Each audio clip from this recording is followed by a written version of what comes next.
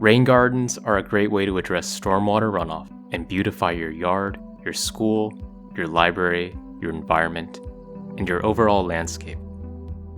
But every rain garden needs maintenance to keep it looking in tip-top shape.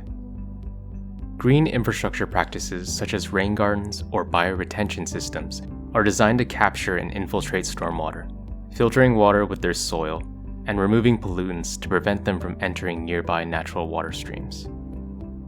It is important to do preventative maintenance for rain gardens so they can continue to perform their ecological and stormwater managing function. You will need these tools: hand pruners, loppers, mulch fork, rake, spade shovel, square shovel, trowel, and bow saw. You will also need these supplies: mulch, river stones,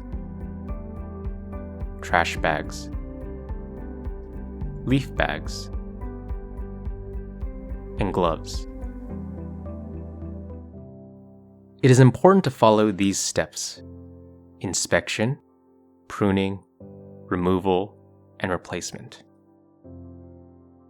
First, inspect the rain garden for any issues that might be present, such as pests, dead or dying plants, salt deposits, or ponding water.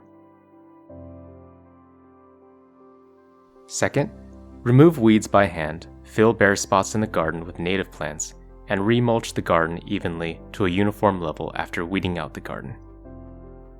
Autumn is a good time for weeding out your garden as the soil becomes soft due to rainy conditions.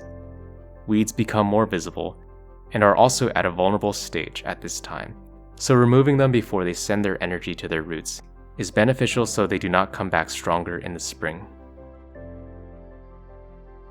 Third, remove leaves and trash from the rain garden, particularly in areas around the inlet and outlet to let water flow in and out freely from the rain garden. Replace river stones from the outlet and inlet if needed. Make sure to level the surface of the river stones evenly with a rake. These areas should be revisited in the spring. Fourth, plants such as shrubs and perennials should be pruned and cut back while dormant or when they have turned brown in late autumn.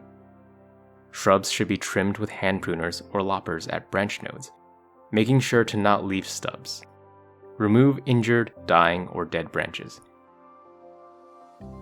Perennials should be cut 6 to 8 inches above root crown with hand shears.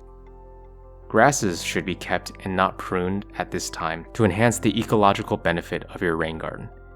These grasses can be used for nesting materials and as habitats by birds and small mammals as they flock over. If you desire to prune back grasses, wait until before early spring to do so. Fifth, dead plants should be removed and replaced in this season, as it gives plants time to settle into their planting location. Well, I hope this was informative. Thank you for watching.